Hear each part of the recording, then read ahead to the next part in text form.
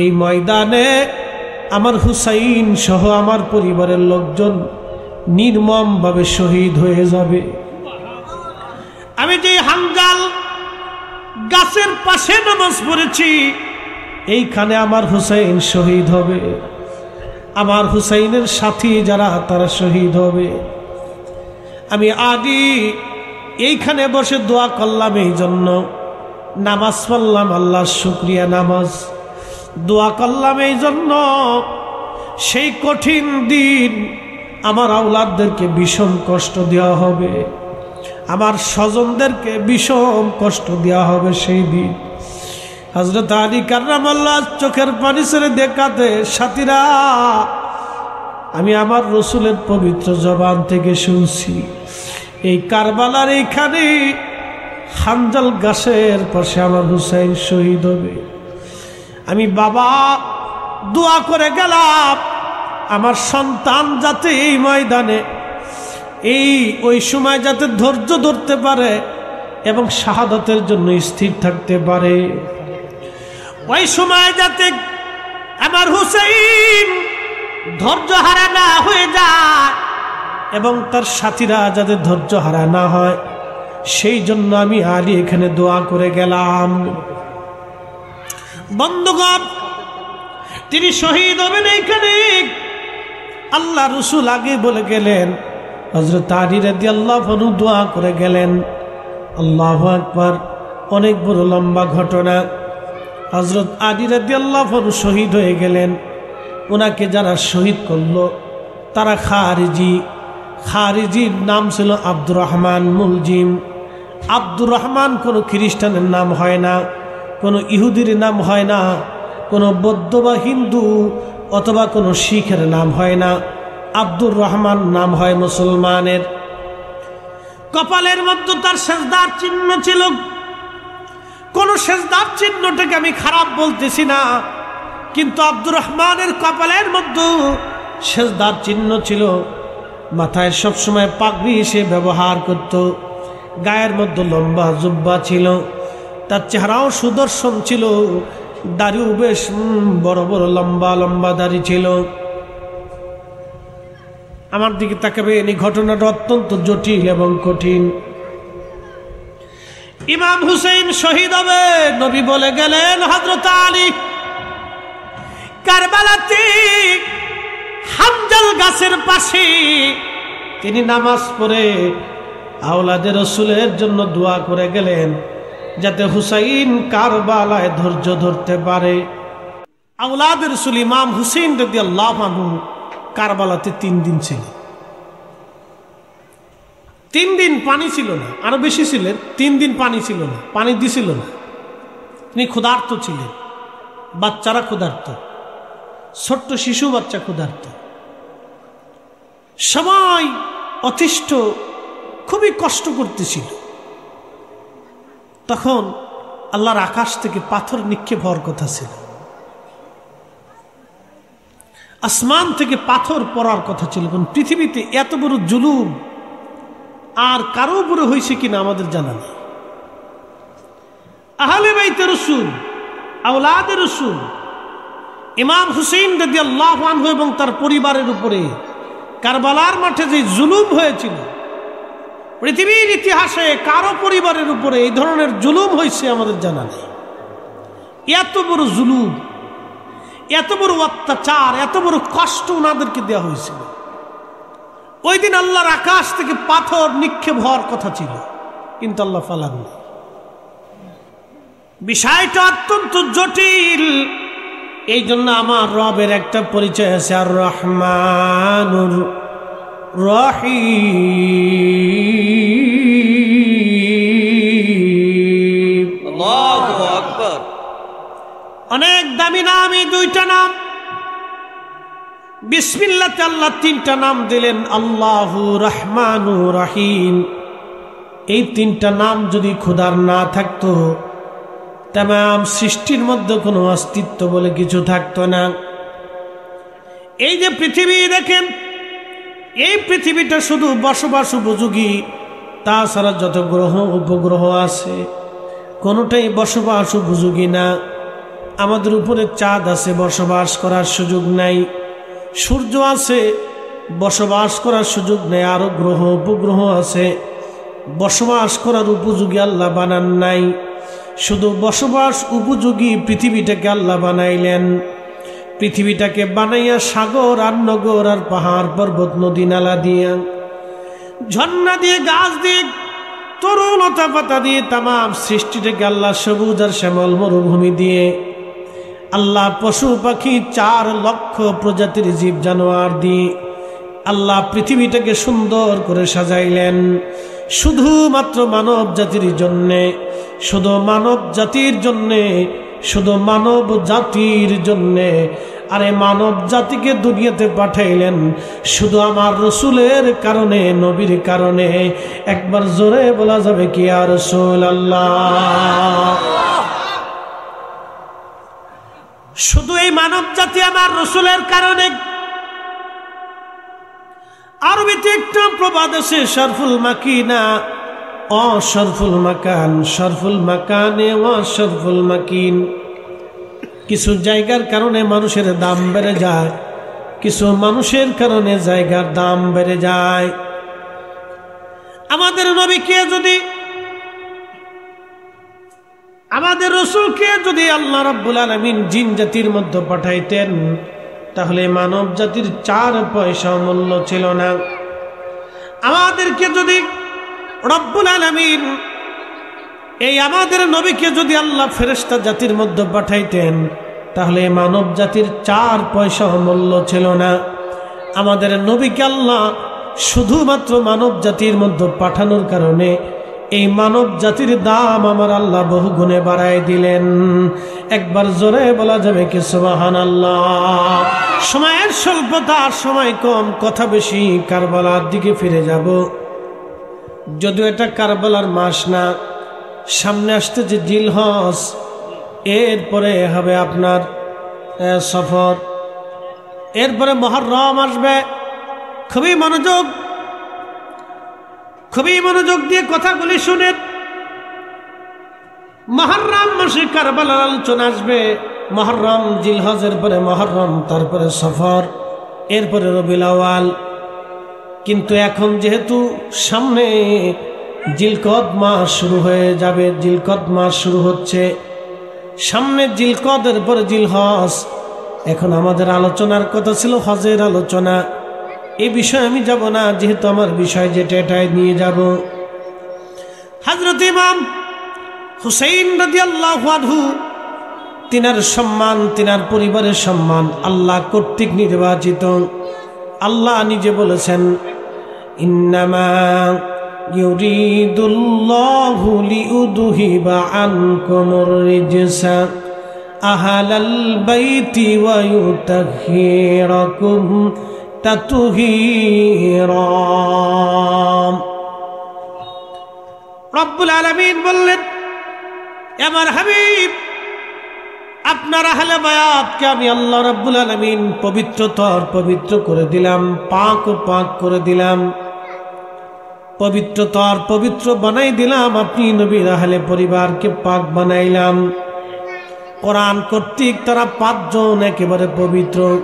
কোরআনের আয়াত নাজিল হলো, আহলে বাইত রাসূলের মর্যাদা, একটু মনোযোগ দিবেন। কোরআনের আয়াত নাজিল হয়ে গেল। আল্লাহর হাবিবের তখন গা মুবারকে একটা কালো চাদর ছিল, পশমের চাদর, একটু মোটা কম্বলের মতো। ওই চাদর মোড়া দিয়ে হুজরা শরীফ থেকে নবীজি বের হইয়া হযরত ফাতেমা রাদিয়াল্লাহু আনহার বাড়ির দিকে হাঁটতে শুরু করলেন। ফাতেমা রাদিয়াল্লাহু আনহার ঘরের সামনে যে দাঁড়াইলেন, নবীজিকে দেখে হযরত ফাতেমা দৌড়ে আসছেন। আল্লাহর নবী তাকে চাদরের মধ্যে জড়িয়ে ধরলেন, চাদরের ভিতরে নিয়ে গেলেন। এমন সময় হযরত আলী আসলেন, আল্লাহর নবী তাকেও চাদরের মধ্যে জড়িয়ে নিলেন।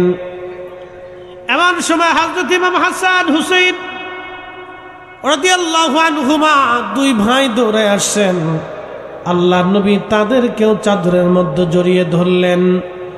জড়িয়ে ধরে নবী বলতে লাগলেন, আল্লাহুম্মা হাউলাই আহলি, আল্লাহ এরা আমার আহলে বায়াত।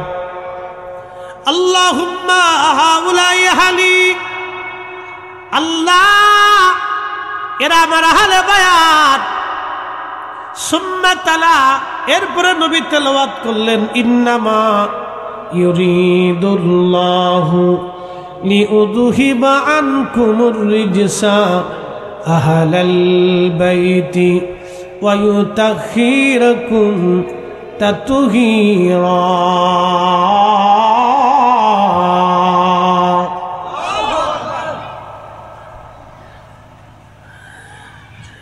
আল্লাহ পাক ডাক দিয়ে বলতেছে, হাবিব, আমি আল্লাহ নিশ্চয় আমি আপনার আহলকে পবিত্র করে দিয়েছি, পাক ও সাফ আমি আল্লাহ করে দিয়েছি। মনোযোগ দিবেন, কথা খুবই পরিষ্কার। 1 নম্বরে নবীজি, 2 নম্বরে ফাতেমা, 3 নম্বরে আলী, 4 নম্বর 5 নম্বর হাসান হুসেইন রিদওয়ানুল্লাহি তাআলা আলাইহিম আজমাইন। এই 5 জন ব্যক্তি আল্লাহ কর্তৃক পবিত্র, আল্লাহ কর্তৃক তারা পবিত্র, আল্লাহ কর্তৃক তাইয়্যিব এবং তাহের আল্লাহ বানায় দিলেন তাদেরকে। এই 5 জনের এই পরিবার থেকে খাস আহলে বায়তে খাস বলা হয়। আহলে বায়তে আম, প্রিয় নবীর অন্যান্য পরিবারের সদস্য যারা আছেন তারা আহলে বায়তের সদস্য, কিন্তু এই 5 জনকে আল্লাহ একবারে খাসভাবে নির্বাচন করলেন। মনোযোগ দিয়ে কথাগুলি শুনবেন। হযরতে ইমাম আহমদ ইবনে হাম্বল তিনি তিনার কিতাব মুসনাদ আহমদে এবং আল্লামা ইমাম ইবনে কাসির তিনার কিতাব আল বেদায় ওয়ান নেহার মধ্যে একটা কওল, একটা ঘটনা তিনি লেখেন। হযরত আলী রাদিয়াল্লাহু তাআলা আনহু তিনি সিরিয়ার দিকে রওনা করেছেন যুদ্ধের জন্য। যুদ্ধের জন্য তিনি সেনাবাহিনী নিয়ে রওনা। বর্তমান যে কারবালা, এই কারবালাতে ইমাম হুসেন শহীদ যেখানে হন, এই রাস্তা দিয়ে উনি যাওয়ার সময় লোকদেরকে জিজ্ঞেস করলেন, হে লোকেরা, এই জায়গার নাম কি? লোকেরা বলল, আমিরুল মুমিনিন, এই জায়গার নাম হচ্ছে কারবালা।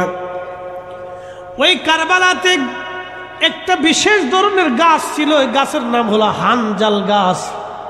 গাছের নাম বলা হতো হানজাল।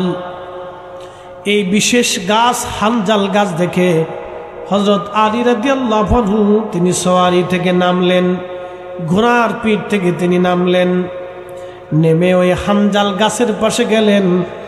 গাছের পাশে জায়গা হযরত আলী রাদিয়াল্লাহু আনহু ওইখানে যায় নামাজ বিছাইয়া তিনি নামাজ পড়া শুরু করে দিলেন। নামাজ পড়িয়া হযরত আলী 2টা হাত বাড়াই দিয়ে চোখের পানি ছেড়ে দিয়ে কাঁদতে শুরু করলেন, দোয়া করতে লাগলেন। আহা, ও মাধবপুরবাসী শুনে যান, যখন নামাজ শেষ হয়ে গেল, দোয়া শেষ হয়ে গেল, সাহাবায়ে কেরাম এবং তিনার মুজাহিদ সৈন্যবাহিনী যারা ছিলেন জিজ্ঞেস করলেন, ইয়া আমিরুল মুমিনিন, একটা বিষয় আজ আমরা বুঝলাম না, এই কারবালা প্রান্তরে হানজাল গাছের পাশে আপনি কেন নামাজ আদায় করলেন, আর কেন এইখানে আপনি দোয়া করলেন এবং চোখের পানি ফেলে কাঁদলেন? কি দোয়া আপনি করলেন? কেন দোয়া করলেন? কিসের নামাজ আপনি হানজাল গাছের পাশে পড়লেন? বিষয়টা কি খোলাসা করবেন? আমিরুল মুমিনিন হযরত আলী রাদিয়াল্লাহু আনহু ডাক দেয়া বলে, সাথীরা, আমার সঙ্গীরা, তোমরা শুনে রাখো, এই ময়দানে আমার হুসাইন সহ আমার পরিবারের লোকজন নির্মমভাবে শহীদ হয়ে যাবে। আমি যে হানজাল গাছের পাশে নামাজ পড়েছি, এইখানে আমার হুসাইন শহীদ হবে, আমার হুসাইনের সাথী যারা তারা শহীদ হবে। আমি আদি এইখানে বসে দোয়া করলাম, এই জন্য নামাজ পড়লাম আল্লাহর শুকরিয়া নামাজ, দোয়া করলাম এই জন্য সেই কঠিন দিন আমার আওলাদদেরকে বিষম কষ্ট দেওয়া হবে, আমার স্বজনদেরকে বিষম কষ্ট দেওয়া হবে সেই দিন। হযরত আলী কাররামাল্লাহ চোখের পানি ছেড়ে দেখাতে, সাথীরা আমি আমার রসুলের পবিত্র জবান থেকে শুনছি, এই কারবালার এইখানে হানজাল গাছের পাশে আমার হুসাইন শহীদ হবে। আমি বাবা দোয়া করে গেলাম আমার সন্তান যাতে এই ময়দানে ওই সময় যাতে ধৈর্য ধরতে পারে এবং শাহাদাতের জন্য স্থির থাকতে পারে, ওই সময় যাতে আমার হুসাইন ধৈর্য হারা না হয়ে যায় এবং তার সাথীরা যাতে ধৈর্য হারা না হয়, সেই জন্য আমি আলী এখানে দোয়া করে গেলাম। বন্ধুগণ, তিনি শহীদ হবেন এইখানে। আল্লাহ রসুল আগে বলে গেলেন, হযরত আলী রাদিয়াল্লাহু আনহু দোয়া করে গেলেন। আল্লাহু আকবার। অনেক বড় লম্বা ঘটনা। হযরত আলী রাদিয়াল্লাহু আনহু শহীদ হয়ে গেলেন। ওনাকে যারা শহীদ করলো তারা খারিজির নাম ছিল আব্দুর রহমান মুলজিম। আব্দুর রহমান কোনো খ্রিস্টানের নাম হয় না, কোনো ইহুদির নাম হয় না, কোনো বৌদ্ধ বা হিন্দু অথবা কোনো শিখের নাম হয় না। আব্দুর রহমান নাম হয় মুসলমানের। কপালের মধ্যে তার সেজদার চিহ্ন ছিল। কোন সেজদার চিহ্নটাকে আমি খারাপ বলতেছি না, কিন্তু আব্দুর রহমানের কপালের মধ্যে সেজদার চিহ্ন ছিল। মাথায় সবসময় পাগড়ি সে ব্যবহার করত, গায়ের মধ্যে লম্বা জুব্বা ছিল, তার চেহারাও সুদর্শন ছিল, দাড়িও বেশ বড় বড় লম্বা লম্বা দাড়ি ছিল। আমার দিকে তাকাবেন, এই ঘটনাটা অত্যন্ত জটিল এবং কঠিন। ইমাম হুসেইন শহীদ হবে, নবী বলে গেলেন হযরত আলী কারবালাতে হানজাল গাছের পাশে তিনি নামাজ পড়ে আওলাদে রসুলের জন্য দোয়া করে গেলেন যাতে হুসাইন কারবালায় ধৈর্য ধরতে পারে। এই জন্য দেখবেন কিছু মানুষ আছে সারা জীবন ভালো আমল করার পরে লাস্টে বেঈমান হয়ে যায়। কেউ নজদি হয়ে যায়, কেউ লামাজেবি হয়ে যায়, কেউ খারিজি হয়ে যায়, কেউ রাফিজি হয়ে যায়। কি কথা কর না কেন? সেদিন দেখলাম মোবাইল ইউটিউবে একজন ছেলে মাদ্রাসায় পড়ে মুফতি পাস করার পরে নাস্তিক হয়ে গেছে। কি বুঝলেন আপনারা? মুফতি পাস করার পরে নাস্তিক হয়ে গেল। মুফতি পাস করার পরে মাদ্রাসায় পড়েছিল নাস্তিক। আবার কত নাস্তিক তওবা করে ভালো হয়ে গেল। কি কথা কর না কেন? ঠিক কিনা? কত নাস্তিক তওবা করে ভালো হয়ে গেল, কত ভালো নাস্তিক হয়ে গেল। এই জন্য হেদায়েত আল্লাহর হাতে। আল্লাহ পাক কোরআনে বলেন, রব্বানা লা তুজিগ কুলুবানা বা'দা ইদ হাদাইতানা ওয়া হাব লানা মিন লাদুনকা রাহমাতান ইন্নাকা আনতাল ওয়াহ্হাব। রব্বানা লা তুজিগ কুলুবানা, হে রব আমাদের অন্তরকে আপনি বক্র বানাই দিয়েন না, বাঁকা বানায়েন না, আমরারে নাস্তিক বানায়েন না, খারিজি বানায়েন না, রাফিজি বানায়েন না, মুতাজিলা বানায়েন না, শিয়া বানায়েন না, আমাদেরকে নজদি বানায়েন না। আল্লাহ আমাদের সুন্নি বানানোর পরে গুমরা বানাই দিয়েন না। শাহজালাল যে পথে, শাহপরান সে পথে, হযরত শাহ আলী যে পথে, খাজা বাবা আজমিরি যে পথে, হুজুর গাউসে পাক যে পথে, মুজাদ্দিদ আল ফিসানি যে পথে, খাজা বাহাউদ্দিন নকশবন্দ বুখারী যে পথে, নিজামউদ্দিন আউলিয়া যে পথে, কুতুবউদ্দিন কাকি যে পথে, আল্লাহ আমাদেরকে সেই পথে চালান। ইহদিনাস সিরাতাল মুস্তাকিম সিরাতাল্লাযীনা আনআমতা আলাইহিম, চালাও সে পথে যে পথে তোমার প্রিয়জন গেছেন চলি। ওলিদের পথ আহলে সুন্নাত ওয়াল জামাত, ওলিদের রাস্তা আহলে সুন্নাত ওয়াল জামাতের রাস্তা। কোন মা আহলে সুন্নাত ওয়াল জামাত ছাড়া কোন মা ওলির জন্ম দিতে পারে নাই। আহলে সুন্নাত ওয়াল জামাত ছাড়া নাজাতের রাস্তাও নাই। কথা কন না কেন? মাধবপুরের মুসলমান, সুলতানপুরবাসী মনোযোগ দিয়ে কথাগুলি শুনে যাবেন। আল্লাহর হাবিব রাসূল করিম সাল্লাল্লাহু আলাইহি সাল্লাম বহুদিন আগে বলেছেন, না আলী রে, তোমার দাড়ি রক্তে রঞ্জিত না হওয়া পর্যন্ত তোমার মৃত্যু হবে না। হযরত আলীকে বলেছিলেন তুমি শহীদ হয়ে যাবা। তো শহীদকে করবে তাকে কোনো কাফের করে নাই, কোনো বেঈমান করে নাই, কোনো নাসারা করে নাই। তাকে শহীদ করেছে একজন নামধারী মুসলমান, তার নাম আব্দুর রহমান মুলজিম খারিজি। নাম আব্দুর রহমান, কপালে সেজদার চিহ্ন, মুখে লম্বা দাড়ি, মাথায় সুন্দর পাগড়ি, গায়ে চমৎকার পোশাক, নাম আব্দুর রহমান মুলজিম খারিজি। সে ওই যে আমাদের দেশে অনেক সময় বক্তারা আবা পরে না, আবা কুর্তা, কুর্তা সৌদি আরবের জাতীয় পোশাক এটা। সৌদি রাজা বাদশাহ আমির ওমরা ওলামা হুদালা মধ্যপ্রাচ্যে আরবে দেখবেন তারা এই কুর্তা আবার সবসময় পরে। এটা আদিকাল থেকে আরবিয়ান পোশাক, এটা আদিকাল থেকে আরবের জাতীয় পোশাক। সৌদি আরবের জাতীয় পোশাক হচ্ছে জুব্বা, আবা, এটা আদিকালের পোশাক। এটা সৌদি আরবের মধ্যপ্রাচ্যের জাতীয় পোশাক। প্রিয় উপস্থিতি, আব্দুর রহমান মুলজিম খারিজি সে আবা গায়ে দিত, কিন্তু আবার নিচে কোমরের ভিতরে সে একটা ছুরি রাখতো, একটা তলোয়ার রাখতো, ছোট্ট তলোয়ার, দুই পাশের ধারালো, দুই পাশে ধারালো একটা ছুরি সবসময় সে সাথে রাখতো। উদ্দেশ্য একটা, হযরত আলীকে সে শহীদ করে দিবে। সুযোগ বুঝে একদিন নামাজের কাতারে দাঁড়ায় গেল। হযরত আলী রাদিয়াল্লাহু আনহু নামাজ পড়তে লাগলেন। রুকুতে সেজদাতে যাওয়ার পরে এই আব্দুর রহমান ছুরি বের করে ওনার মাথা মুবারকে কর্ণের গোড়াতে বারবার অনেকগুলি আঘাত করলেন। কেটে ফেটে রক্ত পড়তে লাগলো। হযরত আলী রাদিয়াল্লাহু আনহু মসজিদের মধ্যে পড়ে গেলেন। রক্তক্ষরণ চলল একাধারে 3 দিন, রক্ত বন্ধ করা গেল না। রক্ত একবারে শুভ্র দাড়িগুলি ভিজে ভিজে পড়তে লাগলো টপ টপ করে। হযরত আলী রাদিয়াল্লাহু আনহু আহত হয়ে গেলেন। 3 দিন রক্ত বন্ধ করা গেল না, রক্ত বের হতেই লাগলো তার। একটা পর্যায়ে 3 দিন পরে তিনি শহীদ হয়ে যাবেন।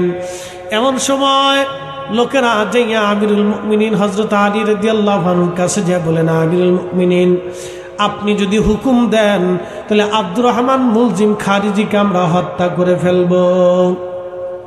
এই আমার দিকে তাকান, এখানে একটা অনেক বড় এহসান আছে, অনেক বড় শিক্ষা আছে আমাদের এখান থেকে।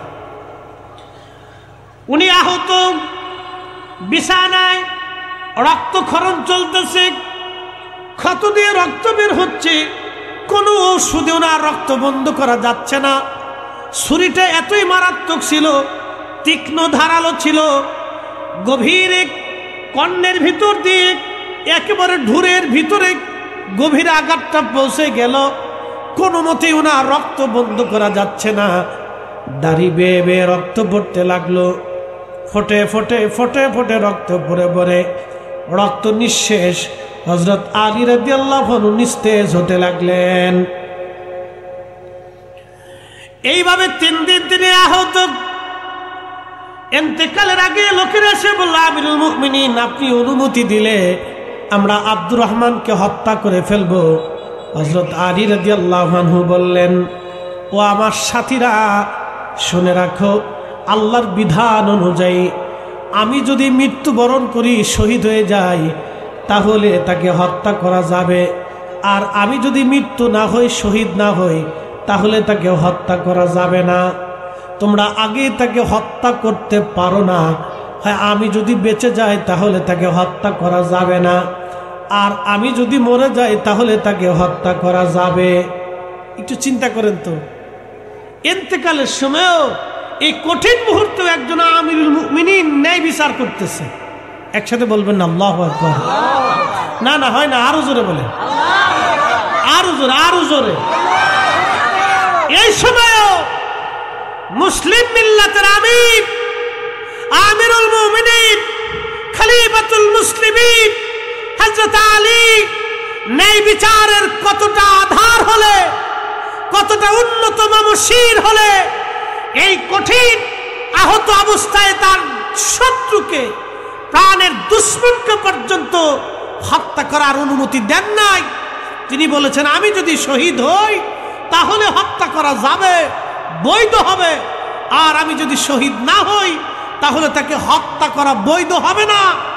আল্লাহর আইনের প্রতি কতটা শ্রদ্ধাশীল হলে, আল্লাহর আইনের প্রতি কতটা মাথা নত করলে সে আল্লাহর আইনটাকে খলিফাতুল মুসলিমিন নিজের জীবনে বাস্তবায়ন করে দেখাই দিয়ে গেছে। এই জন্য আল্লাহ রাসূল বলেছেন, ফাআলাইকুম বিসুন্নতি, তোমরা আমার সুন্নাহ মানবে, ওয়া সুন্নাতিল খুলাফায়ে রাশিদিন আল মাহদীন, আমার খুলাফায়ে রাশিদিনের আদর্শ তোমরা মানবে। শুধু আমাকেই মানবে না, আমার পরে খুলাফায়ে রাশিদিনের সুন্নাহ আদর্শকে তোমরা মেনে চলবে। আজকে ওরা কারা? হযরত ওমর, হযরত উসমান, হযরত আলী, সাহাবে আজমাইন, খুলাফায়ে রাশিদিনের জামানাতে 20 রাকাত তারাবির পরেও আজকে যারা 8 রাকাত বানিয়ে ফেলেছে, এই সব পেটে হচ্ছে নামাজ চোর, ইহুদির দালাল। প্রিয় উপস্থিতি, হযরত আলী রাদিয়াল্লাহু আনহু 3 দিন পরে তিনি শহীদ হয়ে গেলেন। শহীদ হয়ে যাওয়ার পরে লোকেরা আব্দুর রহমান মুলজিম খারিজিকে ধরে নিয়ে আসছে। সভা বসলো, বিচার হবে।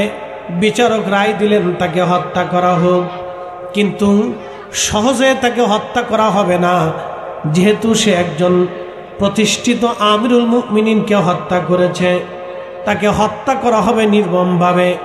সর্বপ্রথম তারা হাত কাটা হলো, সর্বপ্রথম তারা হাত কাটা হলো। তখন সে আল্লাহ আল্লাহ আল্লাহ আল্লাহ জিকির করে। কথাটা ভালো করে বুঝবেন, শুধু জিকির করলেই তাকে ইমানদার ভাবা যাবে না, একজন নামাজ পড়লে তাকে প্রকৃত মুমিন ভাবা যাবে না, রোজা রাখলেই প্রকৃত ইমানদার ভাবা যাবে না। যদি আকীদা শুদ্ধ না হয় তাহলে তাকে ইমানদার ভাবার কোনো সুযোগ নাই। কি কথা কন না কেন? সুলতানপুরবাসী হযরতে আলী রাদিয়াল্লাহু আনহুর হত্যাকারী আব্দুর রহমান, তার হাত সাহাবীরা কেটে ফেলল। তখনও সে জিকির করে আল্লাহ আল্লাহ আল্লাহ আল্লাহ আল্লাহ। একটু চিন্তা করেন তো, একজন বেঈমান, তার হাত কাটা হচ্ছে, তখনও সে আল্লাহ জিকির করে। এরপরে তার পা কাটা হলো, তখনও সে আল্লাহ আল্লাহ আল্লাহ আল্লাহ জিকির করে। এবার চিন্তা করেন তো, তাওহীদের প্রতি তার আনুগত্যের অভাব ছিল না, তাওহীদের প্রতি আনুগত্যের কোনো তার অভাব ছিল না। তাওহীদের প্রতি আনুগত্যের জন্য এই লোকটা আল্লাহ আল্লাহ জিকির করে, কিন্তু রিসালাতের প্রতি, আহলে বাইতে রাসূলের প্রতি তার ভালোবাসা ছিল না। আহলে বাইতে রাসূলের প্রতি ভালোবাসা না থাকার কারণে রাসূলের খলিফা, নবীর জামাতা, নবীর আহলে বায়াত, রাসূলের চাচাতো ভাই হযরত শেরে খুদা আলীকে হত্যা করার কারণে তার জিকির, তার ইবাদত, তার কালেমা, তার নামাজ, তার রোজা, তার ইবাদত, তার কোরআন তেলাওয়াত, তার জীবনের কোন নেক আমল তাকে জান্নাতে নিতে পারে না, আর পারবে না। কারণ হযরত আলীকে যে হত্যা করেছে সে মুসলমান আর থাকতে পারে না। আহলে বায়াতকে যে কষ্ট দিয়েছে সে আর মুসলমানের খাতায় তার নাম থাকতে পারে না। কি কথা কন না কেন?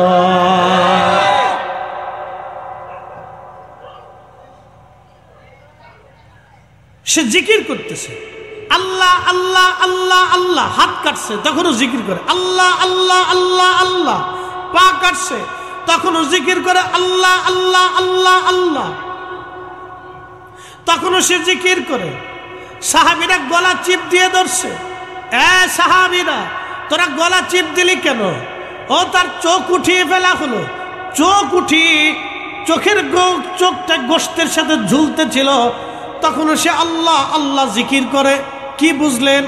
তখনও সে আল্লাহ আল্লাহ জিকির করে। তার নাম আব্দুর রহমান মুলজিম খারিজি, হযরতে আলী রাদিয়াল্লাহু আনহুর হত্যাকারী। এই লোকটা তখনও জিকির করে আল্লাহ আল্লাহ আল্লাহ আল্লাহ। চোখ উঠিয়ে ফেলা হলো। তখনও জিকির করে আল্লাহ আল্লাহ আল্লাহ আল্লাহ। তার জিকির থেকে জান্নাতে নিতে পারে নাই, তার ইবাদত থেকে জান্নাতে নিতে পারে নাই, তার কালেমা থেকে জান্নাতে নিতে পারে নাই, কারণ সে হযরত আলীকে হত্যা করেছিল। হযরত আলীকে হত্যা করেছিল। হযরত ইমাম হুসাইনকে যারা হত্যা করলো তাদের কালেমা তাদেরকে জান্নাতে নিতে পারে নাই। কি কথা কর না কেন? তাদের কালেমা তাদেরকে জান্নাতে নিতে পারে নাই, আর জান্নাতে নিতে পারবে না। মাধবপুরবাসী খুবই মনোযোগ দিয়ে কথাগুলি শুনে যান। হযরত আলী রাদিয়াল্লাহু আনহুর হত্যাকারী আব্দুর রহমান মুলজিম খারিজির চোখ উঠানোর পরে তখনও সে আল্লাহ আল্লাহ আল্লাহ আল্লাহ জিকির করে। এরপরে সাহাবীরা তার গলা চিপ দিয়ে ধরল। তখন ডাক দে বলে, সাহাবীরা তোরা আমার গলা চিপ দিলি কেন? বলে, তোরা আমরা তোর জিহ্বা কেটে ফেলবো। বলে, তোরা আমার পা কেটেছ, হাত কেটেছ, চোখ উঠিয়েছ, তোমরা কি দেখো না আমি আল্লাহর জিকির করতেছি, তোরা আমার জিহ্বা কেন কাটবি? তখন সাহাবীরা বলল, বেটা হযরত আলীকে হত্যা করে তুই কার জিকির করিস, কিসের জিকির? তখন সে ডাক দিয়ে বলল, আমি আলীরে মারি নাই, আমি আলী নামক একজন কাফেরকে মেরেছি। আপনারা বলেন, হযরত আলীকে যে ব্যক্তি কাফের মনে করে সে কি আর মুসলমান থাকতে পারে? আহলে বাইত রাসূলের সাথে যারা দুশমনী করেছিল তারা খারিজি। খারিজি সাহাবায়ে কেরামের সাথে যারা আছে তারা শিয়া। আর আমার রাসূলের ইজ্জতের বিরুদ্ধে যারা দুশমনী করে ওরা নজদি, ওরা ওয়াহাবি। কথা কর না কেন? পরিচয় আছে না? কথা কর না কেন? পরিচয় আছে নি? পরিচয় আছে। আর যারা সাহাবীদেরকে ভালোবাসে, আহলে বাইত রাসূলকে ঈমানের মহব্বত করে এবং আল্লাহর ওলিদেরকে হৃদয় থেকে মহব্বত করে এবং আল্লাহর ওলিদের পথে মতে চলে এবং মাযহাব মানে, তারা হচ্ছে সুন্নি, আহলে সুন্নাত ওয়াল জামাত। তারা সুন্নি মুসলমান, তারা সুন্নি মুসলমান। মনোযোগ দিয়ে কথা শুনে যাবেন। হযরত আলী রাদিয়াল্লাহু আনহুর হত্যাকারী আব্দুর রহমান মুলজিম খারিজিকে হত্যা করা হলো। দেখেন তার জিকির, তার নামাজ, তার কালেমা, তার রোজা, তার হজ, তার যাকাত তাকে জান্নাতে নিতে পারে নাই, কারণ আহলে বাইত রাসূলের সঙ্গে সে দুশমনী করেছে। আহলে বাইত রাসূলের সঙ্গে দুশমনী করেছে। খলিফাতুল মুসলিমিন হযরত আলীর সঙ্গে দুশমনী রাখার কারণে তার কোনো ইবাদত আল্লাহ কবুল করে নাই, কোনো ইবাদত দিয়ে সে আল্লাহর জান্নাতে যেতে পারে নাই। মাধবপুরবাসী, হযরত ইমাম হুসাইন রাদিয়াল্লাহু আনহু কারবালায় 22,000 সৈন্য সামনে দাঁড়ানো। আমার দিকে কথাগুলি শুনে যাবেন। 22,000 সৈন্য সামনে দাঁড়ানো। 22,000-এর মধ্যে একজন খ্রিস্টান নাই, একজন ইহুদি নাই, একজন শিখ নাই, একজন হিন্দু নাই, একজন বৌদ্ধ নাই, একজন নাস্তিক নাই। 22,000-এর মধ্যে সবাই কালমা পড়নে বলা মুসলমান ছিল। আর যিনি 22,000-এর প্রধান সেনাপতি যিনি ছিলেন তার নাম আমর বিন সাদ। তার পরিচয়টা দিয়ে যায়। তিনি এমন একজন সাহাবীর ছেলে ছিলেন, দুনিয়ার থেকে যে সাহাবী জান্নাতের সার্টিফিকেট পেয়েছেন, এ সাহাবীর নাম সাদ বিন আবি ওয়াক্কাস। আবু বকর ফিল জান্নাতি, ওমর ফিল জান্নাতি, ওসমান ফিল জান্নাতি, আলী ফিল জান্নাতি, তালহা ফিল জান্নাতি, জুবাইর ফিল জান্নাতি, আব্দুর রহমান ইবনে আউফ ফিল জান্নাতি, সাদ বিন আবি ওয়াক্কাস ফিল জান্নাতি, সাইদ ইবনে জুবাইর ফিল জান্নাতি, আব্দুর রহমান ইবনে আউফ ফিল জান্নাতি, আবু উবাইদা ইবনু জাররা ফিল জান্নাতি। 10 জন সাহাবী জান্নাতি। এই 10 জনের একজনের নাম সাদ বিন আবি ওয়াক্কাস রাদিয়াল্লাহু আনহু। তিনি তখন ইন্তেকাল করেছিলেন। তার ছেলের নাম আমর। এই আমর হলো কারবালার প্রধান সেনাপতি। ইয়াজিদের পক্ষে টাকার কাছে, ক্ষমতার কাছে মানুষের ঈমান বিক্রি হয়, যেটা বর্তমানে মধ্যপ্রাচ্যের ডলারের কাছে আমার দেশের কিছু মাথা মোটা শায়েকরা বিক্রি হয়ে গেছে।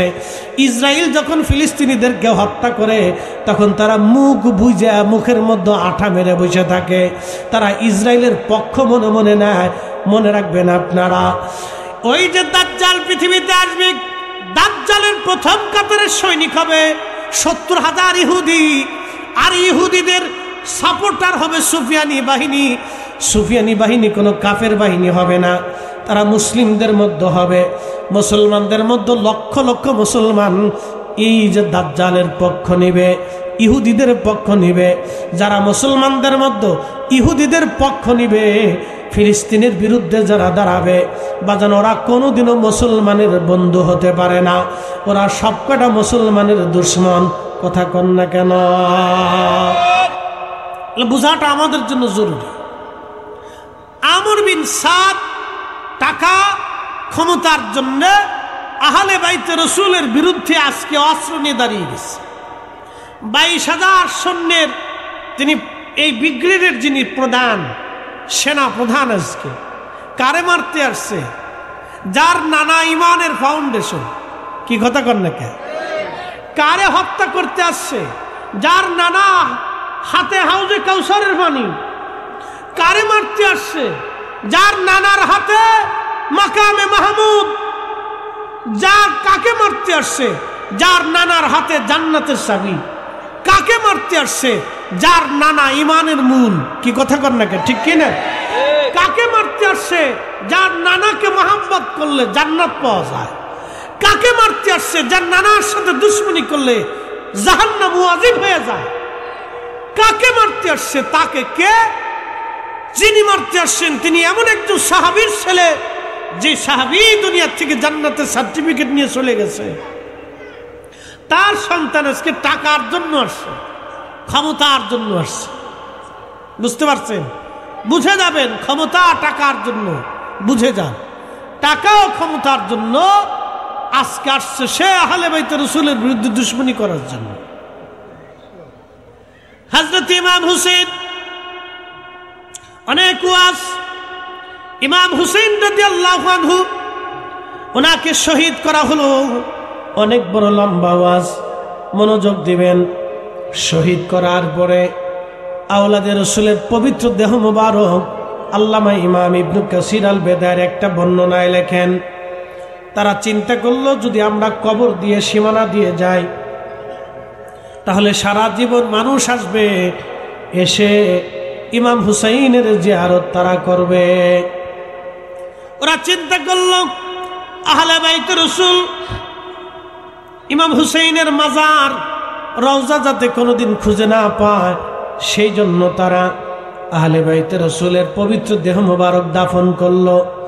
দাফন করার পরে পাশে যে ফরাত নদী, এই ফরাত নদী থেকে তারা মশক ভরে ভরে পানি আনলো। পানি এনে সারা কারবালার ময়দান পানি দিয়ে দিয়ে দিয়ে দিয়ে একবারে তারা সমান করে দিল। কোন জায়গা কবরের চিহ্ন পর্যন্ত হারায় গেল। ইতিহাসের সবচেয়ে কঠিন ঘৃণিত কাজ কারবালাতে ইয়াজিদ বাহিনী করেছিল। কিন্তু আজকে যারা বুকে হাত বেঁধে নামাজ পড়ে, ওই যে মধ্যপ্রাচ্যে সৌদি আরবে ইয়াজিদের নামে মাদ্রাসা হয়। আচ্ছা আপনারা বলেন, ইয়াজিদের নামের মাদ্রাসায় যদি কেউ পড়ে, তাহলে এটা কি পড়া পড়লো এবার আপনারা নিজেরাই বুঝেন। ইয়াজিদ ইবনু মুআবিয়া নামে সৌদি আরবে মাদ্রাসা হয়েছে। মনোযোগ দিন, ইয়াজিদের নামে মাদ্রাসা হয়েছে। এই যে আমাদের দেশে যারা বুকে হাত বেঁধে নামাজ পড়ে, এরা মুহররম মাস আসলে প্রত্যেক মসজিদে ইয়াজিদের বন্দনা গায়। তারা বলে তিনি একেবারে নির্দোষ ছিলেন এবং বিরাট বড় বুজুর্গ ছিলেন। নাউজুবিল্লাহ, কি আসতে হবে না জোরে হবে? যারা ইয়াজিদকে 1450 বছর পরে বাঁচাইতে চায়, তারা সবকটা আল্লাহ রসুলের দুশ্মন। আসতে বলেন কেন? জোরে বলেন না ডর? সবকটা আল্লাহ রসুলের দুশ্মন। মনোযোগ দেন। এরা আবার আপনারা এসে সহিহ হাদিসের দোহাই দিয়ে শিরিকের মাসলা দিবে।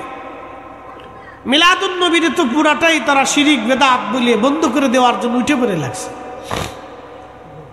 আমার দিকে তাকাবেন, সময় সংক্ষিপ্ত, মূল্যবান কথা। তো হযরতে রাসূল করিম সাল্লাল্লাহু আলাইহি সাল্লামের আহলে বাইত আওলাদে রাসূলের পবিত্র দেহ মাটিতে দাফন করে তারা সারা কারবালাতে পানি এনে ঢেলে ঢেলে পানি দিয়ে একবারে মাটিকে সমান করে দিল। তো কবরের আর কোনো চিহ্ন নাই। মরুভূমির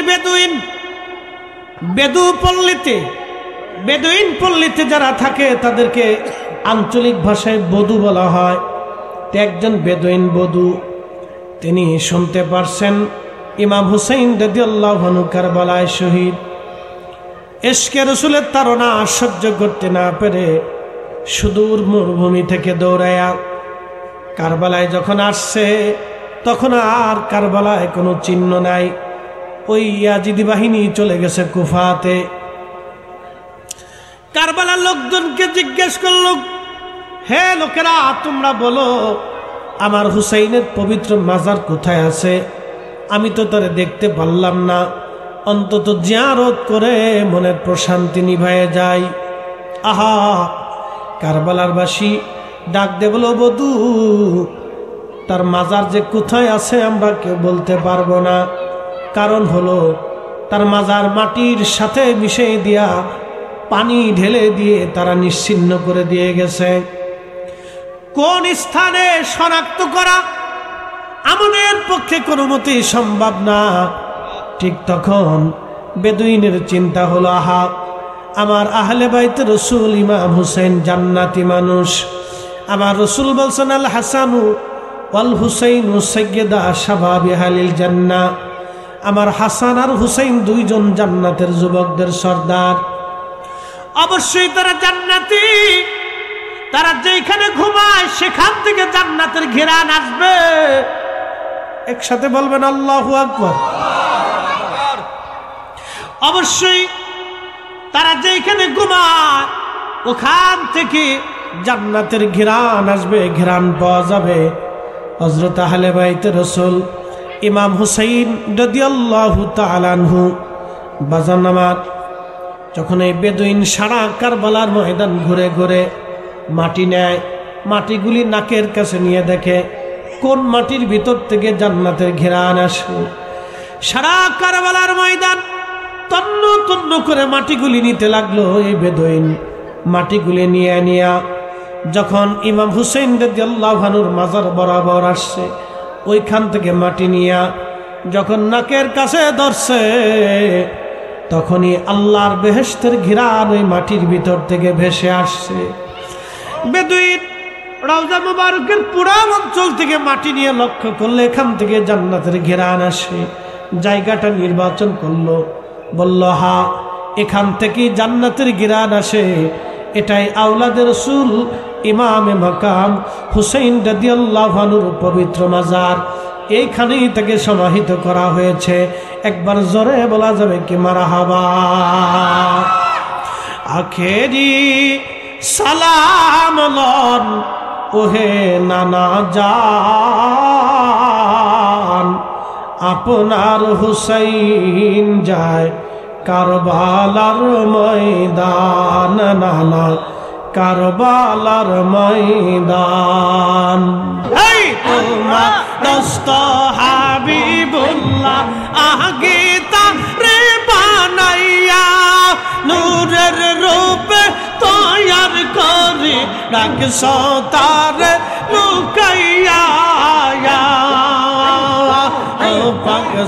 বাহান কে পারে জিতে তোমার শান। আল্লাহ আল্লাহ জিন্দা কেমা দিতে পারো, জিন্দা কেমা দিতে পারো, মহরার পারো দিতে জান তুমি, মহরার পারো দিতে জান কে পারে জিতে তোমার শান। আল্লাহ আল্লাহ আল্লাহ আল্লাহ আল্লাহ জিন্দা কেমা দিতে পারো, জিন্দা কেমা দিতে পারো, মহরার পারো দিতে জান তুমি, মহরার পারো দিতে যাওয়ার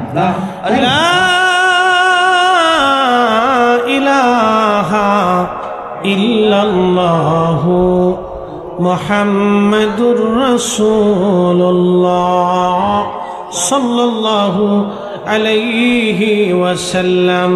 একবার চিৎকার মেরে জোরে বলেন না মারহাবা।